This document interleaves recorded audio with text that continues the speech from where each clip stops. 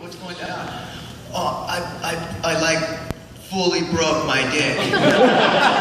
I have to imitate him when I can't just, I've been knowing since I was a little kid, I can't not imitate. And I go, well, I don't know what you mean, and I won't go into the story, but he was not proud of it, but he just kind of wanted people to know that it had happened, and then he went into the needle. I can't, so he said, yeah, I can't fuck you no more, is what he said, yeah. And he said it was black, all I know is that it was black in the middle. He emphasized that. That's exactly what I did. Thank God there were no real selfies back then. No, seriously, when I went into the guy, and I laid down the little thing, and he sticks this needle like a normal hypo. He sticks it in the vein, you know, and I'm like, okay, well this isn't so bad, you know. And then he walks away, and the hypo's in my dick, and he walks over to the sink, and then he turns and he goes, I hope you don't mind if I leave that in there while I get the cortisone. I want to use the same hole. I'm like, okay. You know, so he comes back with this big deal with the cortisone, and that was just like a pilot light, like a starter. And so he comes back with the cortisone, and he takes out the thing just like he said he was going to, and he puts the cortisone in there just like he said he was going to. That is verbatim what he told me on the phone. I mean, I feel like it was the day when he actually called me to tell me, you know, just like he said he was going to. Anyway, enough dick. It's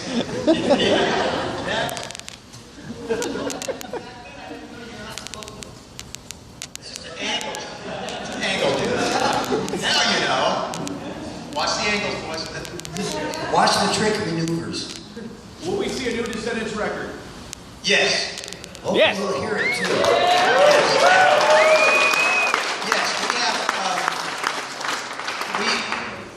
Yes, we're still making tons of songs.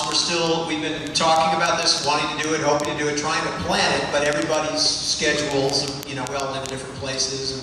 And no one's had a sickness or a malady we can really write about. So yeah, we got late on it. But yes, we have a bunch of songs that we've been working on, and we are well on our way. What about all record? That could happen. Well, we haven't talked about that, but it could happen. Why not? We're all still here, right? Back there. Yeah, hi. This is for Bill. As you've been producing a lot more in the past, few years, are there any records by ALL or Descendents that, now that you hear me, kind of cringe at the production value of them? I think both Descendents and ALL were kind of victims of being born of a certain age of punk rock, whereby the recording budgets were really small and the knowledge was limited. Really, the early '90s was sort of a turning point, because all of a sudden you had Nirvana and Green Day on the radio. So then at that moment, all the, quote, professional engineers decided that they had better learn how to record punk rock. And so, punk rock recordings from then on sounded kind of better. But before that, if you're talking about in the 80s and late 70s, 80s, early 90s, it was more like by the luck of the draw you'd get a good sounding punk rock out. And I think like Milo is a pretty good sounding punk rock record as far as way back then. It sounds pretty good, but I mean, like when I put on some of our records, some of the ALL ones or Descendents, I just kind of like, wow, this really doesn't sound very good. And then the other thing too is, as Stefan and or myself were kind of trying to learn the trade of engineering, unfortunately, bands like Chemical People, ALL, Descendents, Big Drill Car, they were sort of our guinea pigs, and so then we would screw our records up and their records up just trying to learn new things. And so that's kind of, I'd like to have my way with those master tapes again, but whatever. When it comes to Big Drill Car, I mean, we should screw up records that well, I mean... What's the song "It's Still Summer Somewhere" written about? The idea of somewhere, somehow, there being that moment you remember from the summers that mattered to you. I mean, that still exists somewhere, you know, like, because once summer's over, it's over, right? And so that's this whole thing of like that feeling you had. I don't know whether it was the first girl, the first friendship, the first sense, the hope that it's still there somewhere and that you're going to get there again. Because you can only have the first time once, sadly. There it is.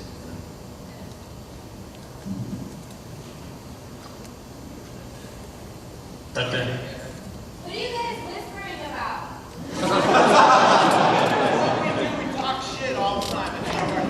It's usually dick jokes. I'll explain.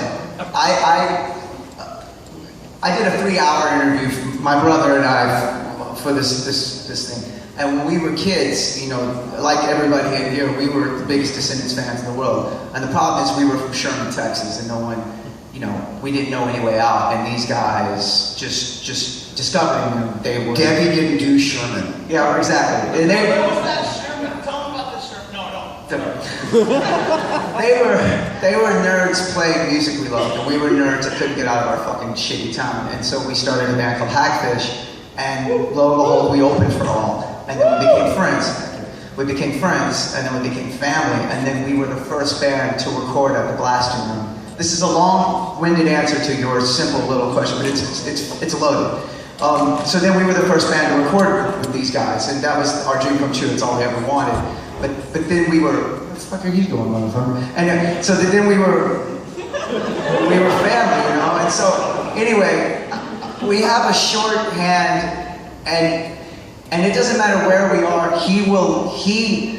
If they're playing, he will look. If I'm there, he will look at me the whole show and just talk shit. He just does it. He's not going to stop. Like, now that you pointed it out, everybody's going to notice. But it's because I've known him since I was a little kid, basically. And to be mushy about it, I wouldn't have a career. I play Rise Against now without this man. He's my mentor, my best friend. It's the truth. He hates hearing it, but it's the truth. Anyway, that was a long-winded answer, but that's what we're whispering about. This is for Tony. Writing Suburban Home, you know, it's a super iconic punk song. And I just want to know, where does the inspiration for a song like that come from? And then on the flip side of that, what, you know, would make you give up doing the Descendents to live in a suburban home? What's so learning about government work? That's a lot of stuff. Hard to say what the motivation was. It just, I don't know. It's where I was at that time, and it sounded cool. I don't know. Probably had nothing to it. It's not. It's a real song. It's not sarcastic. If you live in your own home, people leave you alone. You don't have to listen to other people banging on the walls and stuff.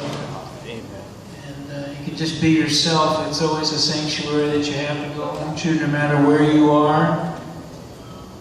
Everybody's home is different. So it doesn't have to be suburban. That's just a catchphrase. Mortgage is cheap, yeah.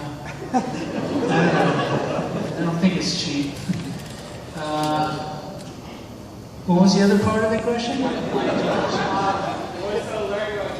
I was afraid. I was chicken shit to go on the road. See how honest I am? To go on the road and I just started working at the post office, and I just bought a house, and I just was engaged to be married, and I couldn't walk away from it all. So that's pretty sad, I know. But that's who I am.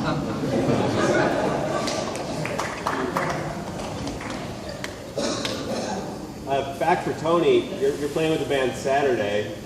Yes. How did that decision come about? And Bill called me and asked me, and I said yes. I don't know how it came to Bill. Bill can answer that. As I understand it, was Carl put out an email and said, hey, you know, maybe you know, maybe we should have Tony come play bass on that thing once the idea was proposed to do the Thanks, Milo Carl. college record. So it was actually Carl's idea, which I thought. I didn't know. I mean, is Carl gonna? I'm lazy like that. I just wanted to watch. Yeah, No, because like when I started playing music or whatever, there was a handful of records at the time that, you know, as a guy trying to learn how this thing called the bass guitar works, that mattered a lot, and I just want to throw it out. Like Steve Soto from the Adolescents is one of them, and Tony is one of them, and John Doe from X is one of them. And the idea of doing, and Mike Watt, and the idea of doing Milo Goes to College without having Tony there is insane to me. I mean, like nowadays I guess the term is iconic, but iconic doesn't cover with me because that's the record that started my life, you know? And I could play those songs, but it wouldn't mean the same thing. And were Frank here, I would certainly be happy to I'll tune his guitars. I would, if he were here today, I would want him here too, believe me. I throw shit, but You know, too, with us doing these shows, it seemed to me that Tony, for the last maybe 4 or 5 years, he had been sort of maybe trying to put some just kind of passive distance between himself and the band, maybe because of, as he ruminated upon like the decisions that he made when we were younger, as far as not, you know, joining us on tour and stuff. And I think it was probably convenient for him to maybe put a little distance between him and us psychologically, not think about it as much. And then maybe that was also convenient too for me not have to feel bad about the fact that, you know, he doesn't play with us anymore. It's like convenient to just not think about it, right, on both ends, okay? But ultimately, I thought, well, Frank can't be here, right? So, but we should at least reach out to Tony, and he's gonna say no because he's kind of in the mind of maybe distancing himself a little bit from us. But, you know, maybe he won't say no. So, you know, that's kind of how it wasn't organized or planned. It was kind of like we just one step at a time. You know, the promoter asked us to do the first album, and then it was like, okay, well, what about Tony? You know, well, what about Frank? Well, no, not what about Frank, but yeah, here, take this. Sorry, Tony. Well, I didn't mean to get all deep into it. I just thought I felt like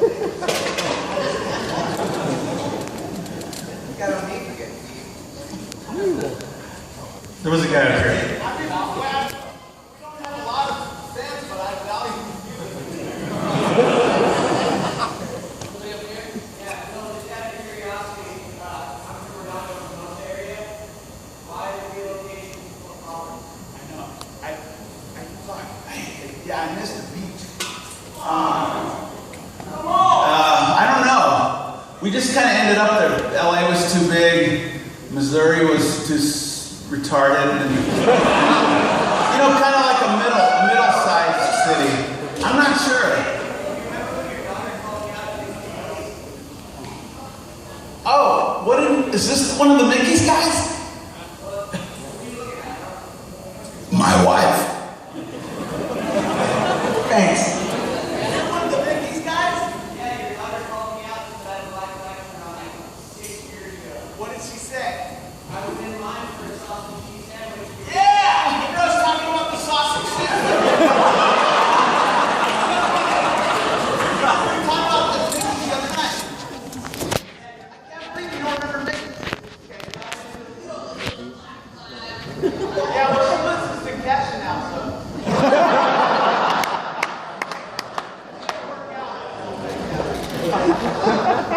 Yes.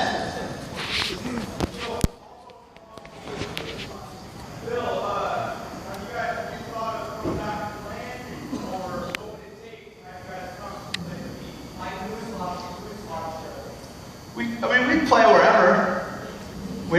We don't really have a criteria per se, except for we need $1 million. But You offering, or I mean, is there a, you know? Sweet. Have you been there, Tony? Down to the beach?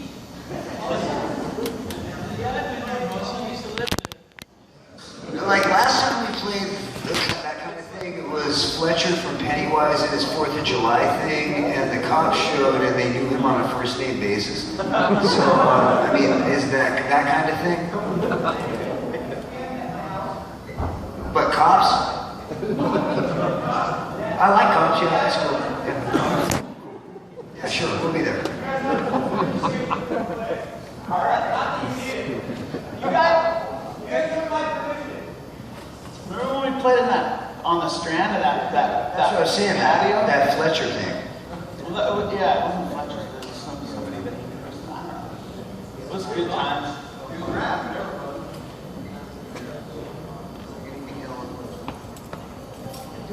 Not right now. Anyone else? Hey, where are you going? Bathroom. All right, you're forgiven. He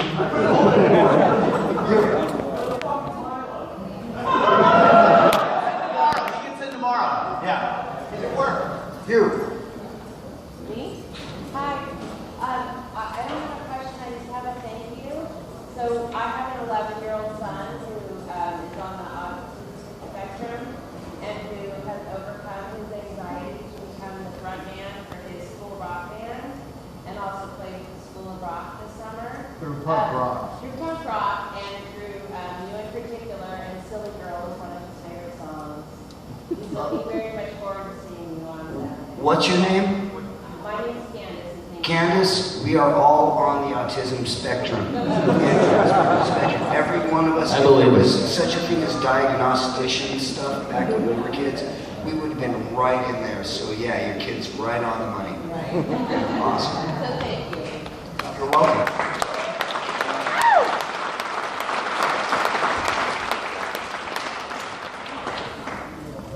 Anybody? Yes, sir. What is your mom's favorite song she wrote? Song Gonna you've tell him written. Rock and Roll Moose. Zach's first song was called Rock and Roll Moose, You're Gonna Get the Antlers. And it goes like pretty much like that. Yeah.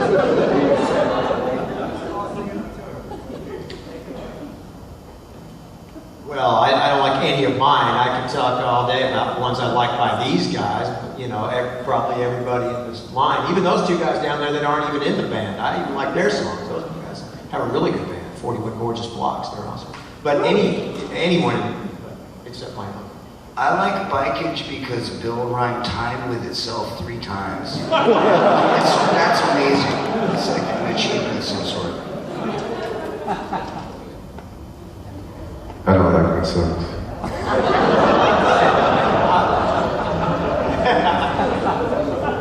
My favorite song hasn't been recorded, so you wouldn't really know it.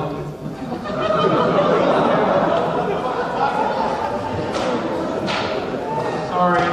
Pretty big on Thank You, the one that, you know, that Carl wrote. I'm pretty big on that one. Yes. How do you guys like your coffee? Oh. What?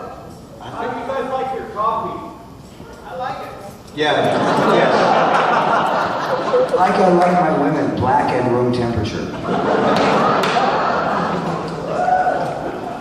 Cream and sugar.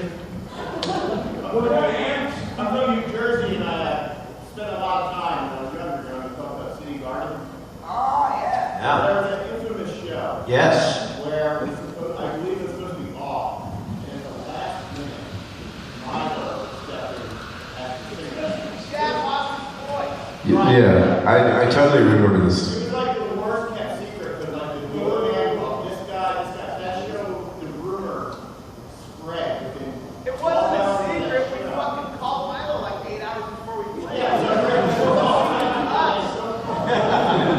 What do you remember of that show and any recollections of the club itself? I know you guys were there. Well, we played there. I mean, we were like the house band or something at that place. I mean, but it, That's what I asked. It was not the big neighborhood at all. no, it was an unpleasant area. But I mean, the City Gardens was fantastic. Randy, you know, Randy who ran the place. I mean, he was awesome. I guess he still has he's got a record store now. I think he's still going. Randy. But yeah, I mean, the funny thing is when doing constant laps the way we did during that point in playing, you know, there were certain cities that could just be relied on to be, you know, very, very good shows for us. And other cities, you know, you might come through one time and be great, next time it might suck. City Guards, every show we ever did in that area, really, in Philly, you know, Trenton, that whole area, every one of them was good always. And that might have been, it would be kind of like the highlight on our tour because we knew that was going to be really good, at least once we got to the East Coast, and who knows what would happen between Missouri and there, California. I just find it weird in the documentary that they got how all of them, you know, so that's popular. But where I work in New Jersey and Trenton, people are always just leaving car. Well, the funny thing is there's only one other city where that might have been true, which is Green Bay, Wisconsin, at one time. Yeah, or Tokyo. I would say that all is probably bigger than Descendents in Tokyo.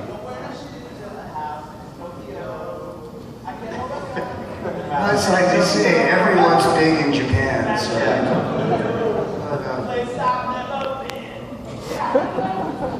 The thing about the City Guards that was kind of cool, this was a catch-all for the whole East Coast, you know? It was like everyone from Boston, New York, whatever was there.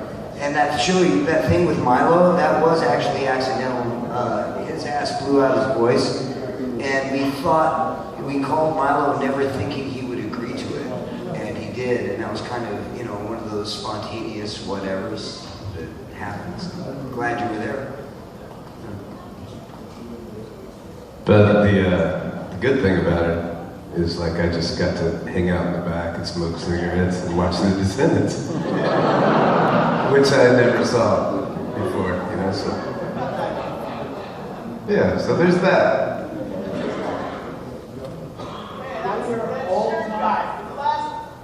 What are your old-time favorite bands? Wait, say again? The same red shirt guy. Okay, where were you sitting last time? I didn't know what you're talking about. You were here earlier tonight? Just take the hoodie off because he won't answer. Yeah, that's very good.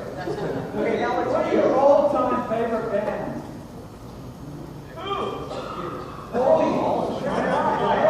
Okay, go down the line. Old time.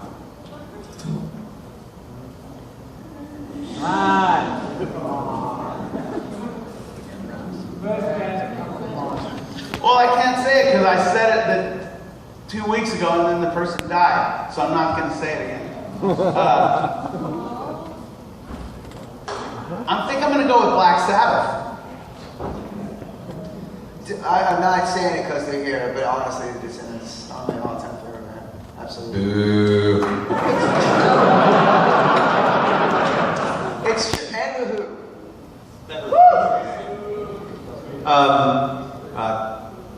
Beatles and Black Flag.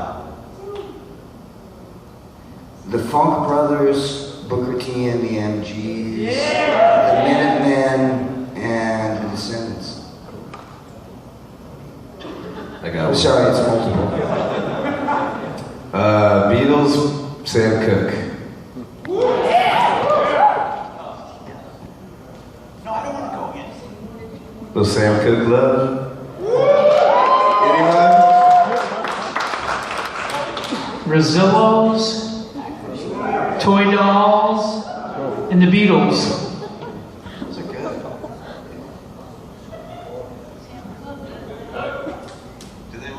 He said he wanted to pick one, but then now he doesn't. He didn't know he could only pick one, like more than one. I don't know. There are now. Any thoughts on your experience with SSD records? What's that? What are your thoughts on SSD in general? What are your thoughts on SST? Yeah, we've had a long, polluted, complicated, bad history with them. It's not fun dinner conversation, even though I know it's past dinner time.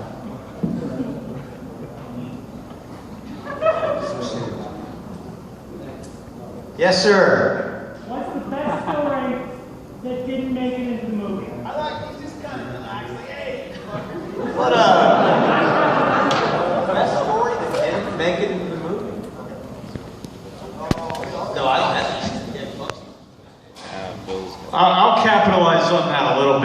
there's a whole second movie coming out with the movie called The Bonus Cut, and there's a lot more of that, but that's September 30th is when you'll be able to check that out. Okay, I got one. This is good. We were playing at Norwalk, Connecticut at this venue, the Anthrax, and at the time our major dilemma in life, believe it or not, was the fact that the toilets in the clubs were so horrendous that you didn't want to use them. In fact, we used to riff on, you know that Fugazi song, Waiting Room? We used to riff on shitting in the ladies' room because the men's room was just so fucking gross you didn't even want to do it. So we started bringing around this camp toilet with us, and our roadie Mike the Pike set it up on the landfill out back of the Anthrax and was busy taking a dump, and he was a big guy and it collapsed under him and he fell into a pile of his own feces. And there's a whole photographic record of it somewhere in our thing, of the whole process. And the funniest thing was he had to clean up the mess with a t-shirt by a band that was called Gee Whiz. And he looks down and he's like, Gee Whiz!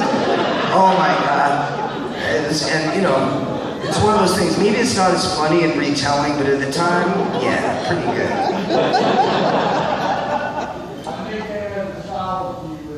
Yeah? I toured with these guys a whole lot in different incarnations, and this was all out with All, and it was a Bug. This is a Bug story, so you know it's a Bug. Of course. So Bug, you saw him, he's legendary, he's on the cover of Live Virginia, he's Bug. And they had actually flown, this is when All, I don't know if you guys ever saw All on Conan, when All did Conan O'Brien in the 90s. And they had flown to do that, and my band Hackers were on tour with them. So we were waiting on them in a hotel room. We were all going to go into Canada, and we were rooming with Bug. And our drummer, Tony, was on the bed like this, you know, watching TV, and the bathroom door is right beside his head, beside his, you know. And so Bug was in the shower, and he comes out, spreading his ass, and he goes, hey, Tony, check out my hemorrhoids, which he had. And Tony, it's this close. And I've never seen this before or since. Tony was loud, he goes, check out my hemorrhoids, Tony, and just immediate. He barely even looked at it. It was just, you know, and the whole bed just covered it. And then he just stayed naked. And then showed it to my brother who's in the documentary. He goes, hey, Bubs, check these out. And my brother did like, yeah, cool, you know, get no vomit. And by that time I was familiar with them, just kind of like, yeah, holy shit. The best thing is if Bug was here, he would not at all be ashamed by that anecdote. That's the weirdest thing, incapable. Well, we had this bus too, another bus. So all of our best stories involve Bug, right? So, so we had this bus, like a short bus, you know, and 3/4. I guess it's a 3/4, but yeah, we weren't all the way short, but a 3/4 bus that we had converted for touring, and it had like bunks in the back, right? So there's, you know, there's a lower and an upper bunk, and you had to go through this big rigmarole with the lock to even get into the bus in the first place, right? And then you had to shake the door and finally fly open, and so one day, I don't know why it was locked, but it was locked. You go in, and then there's a door that you open to get into the sleeping compartment, and I go in, and Bug is sprawled in the aisleway, naked, one leg on each bunk, one arm on each bunk, just hovering, Suspended like a spider, butt naked, just there. We're just like, what are you doing? I can't unsee it. And he didn't answer. He was just hovering here, naked, on all of them, with like a foot in each one of our bunks. I'm so sorry. You asked a good question. I can't tell the Houston one. Okay. There's a really disgusting one, but this one, Bug told me that he put his family's stereo out, do you remember this? Out on the roof of his house and was cranking Ted Nugent. He goes, I was in my underwear and I had my tennis racket and I'm on top of my building, on my house, and I'm cranking Ted Nugent. He said his dad came out on the fucking thing and knocked him off the house. Like just broke the tennis racket and just went off the house. Oh, that's so goddamn funny. You tell Houston. By way of this is known as the Houston story. Tell the Houston. Tell Houston. Is there, we get put in jail or anything? Yeah. I want to tell Houston. Milo! Names have been changed to protect the guilty, by the way. The innocent got nothing to fear. Yeah, tell that. There's too much hype. Who wants to hear the Houston story? I'm not gonna tell it as good. I'm not gonna tell it as good. Come on, Bill. Are there kids in here? No. So I was trying to watch whatever I was watching in the back of the thing, and Bug's in the bunk area. And so this Bug's probably 37 at this point, right? Okay. He's in the bunk area, but he's got the door propped open. So I must just be immodest, and we just now figured it out now. Okay. Yeah, so I can't do it. Okay, I'm doing it. We're in Houston, and so Bug's got his thick Virginia accent, you know, and this girl's in here, and she's well underage, right? And so he's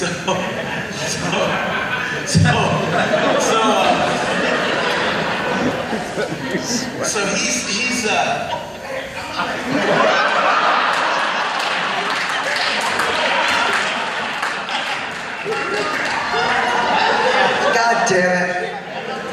You started it. I'm in a band. I didn't start it, he started it. I fucking... Tell him that Houston. Well, tell the story, motherfucker. I'm in a band that what young kids like. Yeah. Just forget about the Houston, we have a problem. No, let's just say when Bug fucks them, they stay fucked. And another question. Any other questions? I bet somebody in the balcony's got a question right up there. Yeah.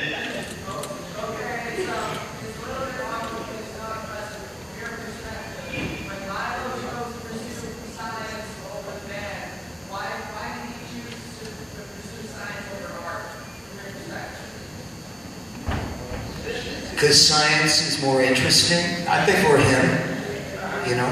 I think it would verge on like artistic level of interest, like what we might find just more compelling about having chosen an art path. I think he sees science as like art, if that makes any sense. I mean, that's how I see it. If I had like the mental wattage to unscrew a genome, that might be more interesting to me than, I don't know, figuring out F minor, you know? I mean, it's kind of his own pick, and I think it's cool. Goddamn right. Right here in the front. First off, so obviously, I like 2 parts. yeah, obviously you and Bill are pretty close, and Yes. Bill and I are pretty close. Yes. Did Bill put that up when you joined the band? That's the first part. And the second part is, will there be a Roxy Lanex 20th anniversary tour next year? Get some press. It's interesting. Yeah, I think Bill definitely facilitated. I don't know if anybody, but Bill and I played in a band called Only Crime.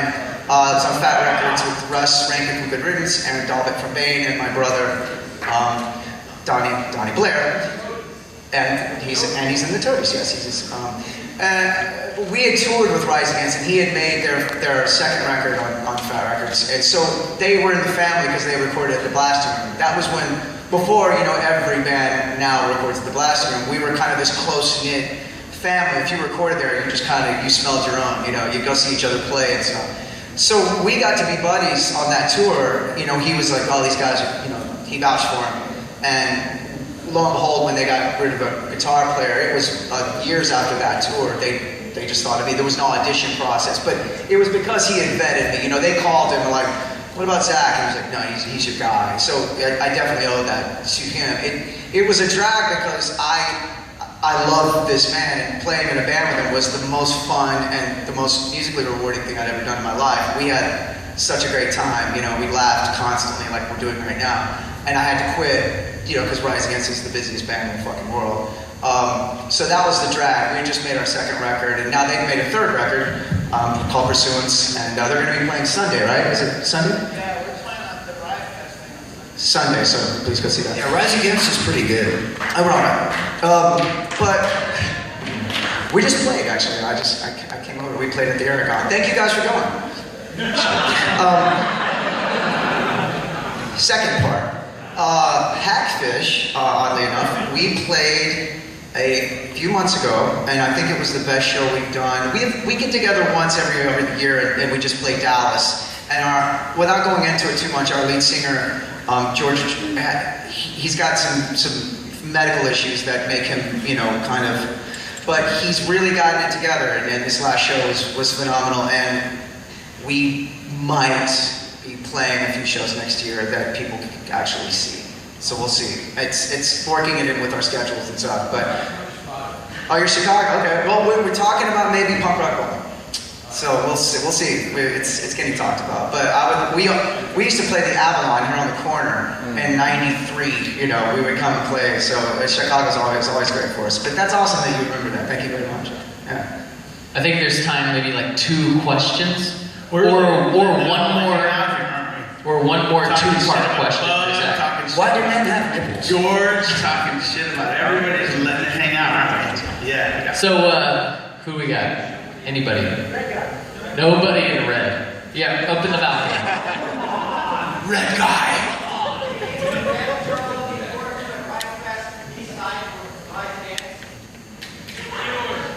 I've never seen Paul Weller, and I kind of want to look at his set, even though he... Fucking television's playing. God damn. Was he good? I don't want to meet him, I just want to listen to this. I have some friends whose band I've recorded all their records called Red City Radio. I really want to go see them. They're super badass. Really great band. That's one. I think there's this Failure. There's this real young band called Cheap Trick I want to check out. I used to be in Guar, and they're playing tomorrow with their new singer, because Dave Rocky passed away, so everybody try to go see that, and try to support them. Yeah. Bing. One more question. Something good. And I like this band called City in Color. Also, they're playing Saturday. All right. Anybody? These two. I'm not going to choose the first person who raises. Somebody who's been thinking about it. Not the guy in the red. Red guy the beard. Oh, right in the middle. wants so bad to ask a question. The beard.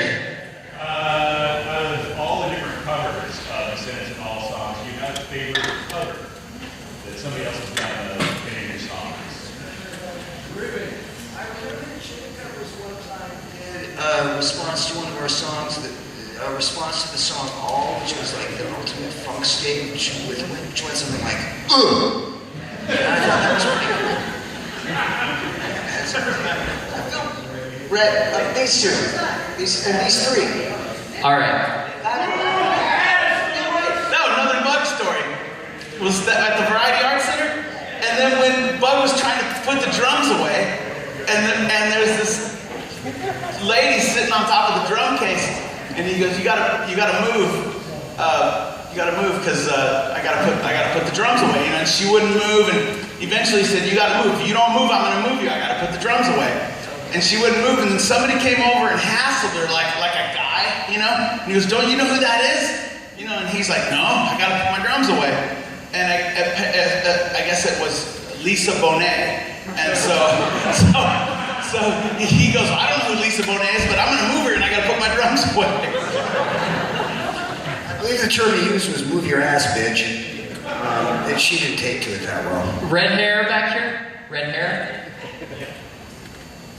This is for Bill. What was your favorite album produced for a band that wasn't Descendents at all? I never do those kind, right, where it's like one record. I liked, stuff that comes to mind are these Shades Apart, Seeing Things, Propaganda, Supporting Cast, A Wilhelm Scream, Ruiner, Audio Karate, Lady Melody, Rise Against, did you want me to say Rise Against? Hagfish, brought to Land Ass. No, but for real, those would be 4 that come to mind, immediately, as far as the, looking back on it, whatever, 20 years, 30, how many? All right, right here in the white shirt. It's gonna be the last question. Oh, that's a shame. Worst farts. Who had the worst farts? Bill. Shut up. Fuck you. Fuck you. Fuck all you. Who in the whole Descendants has the worst farts? In the whole Descendants. Tony, do you remember that old car you used to have? I used to ride in that car with you occasionally, and that, yeah, no. If you The ask, Civic. The brown Honda Civic. if Brown. you have to ask, it wasn't me. You get that? If it smells bad and you have to ask, it wasn't me. Mine are worse than bad. So there you have it. Tony has the worst farts in the Descendants. That's it. So far.